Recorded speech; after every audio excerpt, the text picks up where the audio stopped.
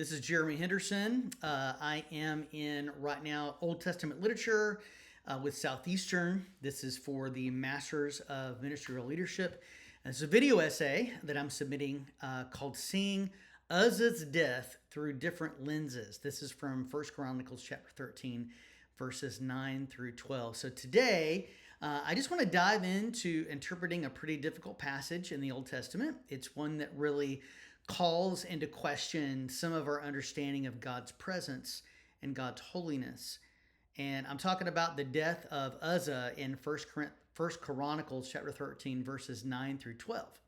And I want to discuss what happened here with two different complementary lenses in terms of how we understand the Old Testament. And using two hermeneutical approaches will actually enrich some of our takeaways in terms of application. So here's the passage. It says, "And when they came to the threshing floor of Chidon, Uzzah put out his hand to take hold of the ark, for the oxen stumbled.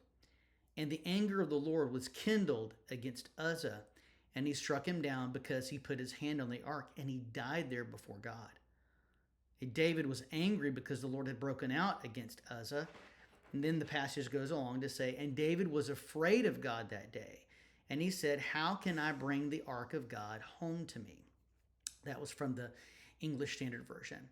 So looking at the historical lens of the passage actually is really important. So David had just been established king over Israel after he had united the tribes of Israel in the two preceding chapters. This was after the failed rule of Saul, who made several gaffes in his obedience and his worship of God. And David determined to bring the Ark of the Covenant back to a centralized place of worship in Israel. However, the Ark had been captured by the Philistines, and this didn't go well for them. The symbol of God's throne and presence with his people was largely neglected for quite some time in a place called Kiriath Jearim for years, it seems. David desired to restore the rightful place of God's presence in Israel, since the ark was the symbol of God's presence with his people. So he went to his leaders, and in the first part of that chapter, it says he consulted with them. He consulted with leaders of thousands and leaders of hundreds, and he determined to bring the ark back out of obscurity. So interesting, there's this one little passage where he says that he conferred with his leaders, and evidently not just his top advisors, but he went down the chain to those that maybe even closer to the problem to kind of maybe get consensus. And so, however, for whatever reason, they had an idea to not choose to transport the ark in a way that God had prescribed in Numbers chapter 4 and in Exodus chapter 25. See, the ark was supposed to be exclusively carried with poles by the Levites of the Kohathite clan. And instead of using these pretty long poles going through these ringlets on the sides of the ark, David and his men chose to use a new cart to transport the ark. And this was just like the Philistines did it. Well, essentially, they handled the holiest of holy things of God in the same way as the surrounding nations, instead of the prescribed way that God said how to handle the ark. So, in addition to that, from a historical cultural standpoint, if you read in, Uzzah wasn't just some rando. He also lived with the ark, where the ark was housed for years, and likely simply became familiar with this holy thing. Maybe it no longer held a place in his heart and mind of its set apartness because of his proximity. That's maybe a stretch, I don't know, but maybe that could help to explain why he did what he did. So this historical background might well play into helping us understand his action. So we're going to cut to the scene right here. So Uzzah reaches out to steady the ark.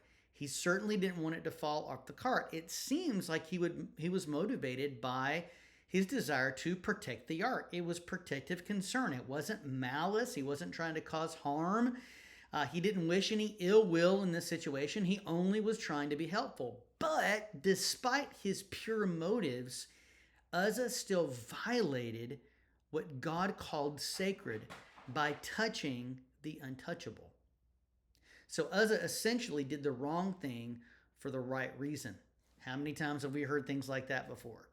So according to a guy named Winfred Corduan in the CSB Study Bible notes for this passage, it says, good intentions aside, Uzzah was violating the sacredness of the ark by touching an object that God had declared untouchable. So because of this, God's judgment was quick. Uzzah died, evidently quite suddenly, and this was clearly attributed as God's judgment. This action of God was certainly corrective to David.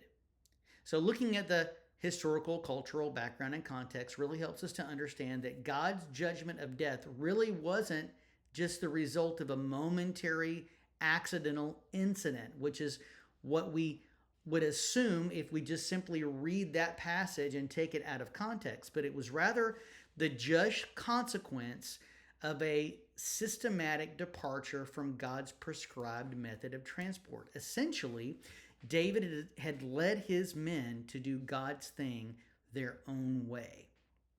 And that speaks to a leadership lesson right there.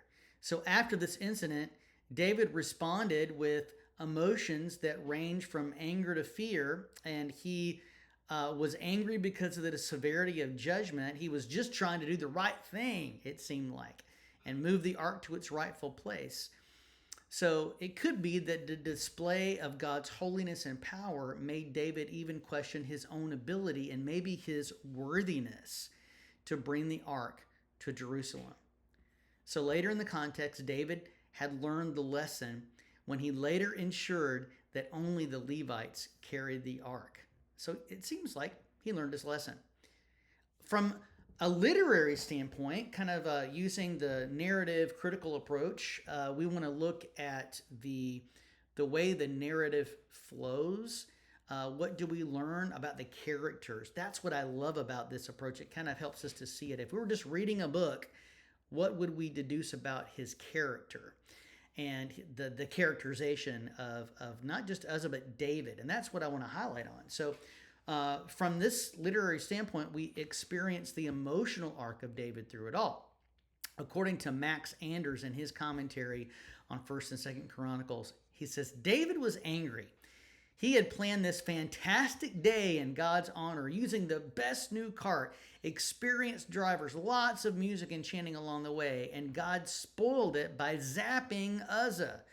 Maybe David was a little angry at Uzzah too, but it seems more likely that the most of his anger was directed at God. But God was not being arbitrary or capricious. He had given specific instructions on how to handle the ark. David had not read the instructions.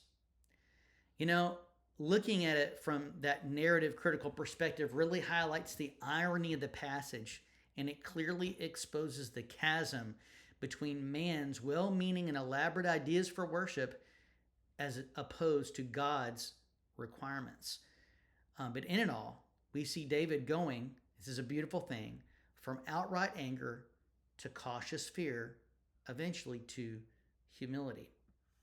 So there's some pretty serious takeaways here. And as a senior associate pastor of a church and really speaking into how we worship, leading into worship, setting that up on a regular basis, this really helps me to understand that how we approach the holiness of God matters. It matters, it matters, it matters. I've got two takeaways here.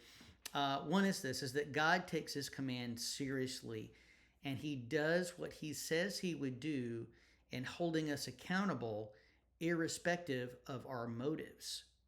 Now, interestingly, I'm not saying that I believe that if we approach God with a band orchestration that's not, set right down in the Bible, that God is going to zap us. That's not what I'm saying. I am saying that God is a God of his word. and he holds us accountable according to what he has said, regardless of how good our intentions happen to be. And the second takeaway is this, is that proper worship, which is God's thing, requires both sincere intention and obedience to God's prescribed order of how he wants it done. So it's God's thing, God's way. It's important that we do God's thing, worship God's way. So this is such a rich passage.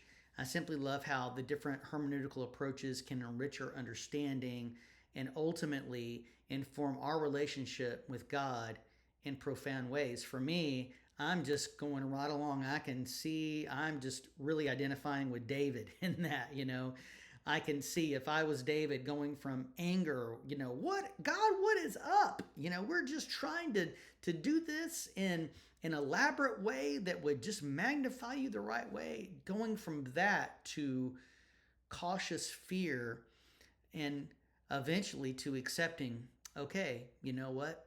We did this the wrong way. And God, you are holy and you are a God of your word. Forgive us for not reading the instructions. And so this has been a great exercise. It's been a good assignment, and I'm excited that we are learning from the mistakes of others. As my mom always has said, a wise man learns from another man's mistakes.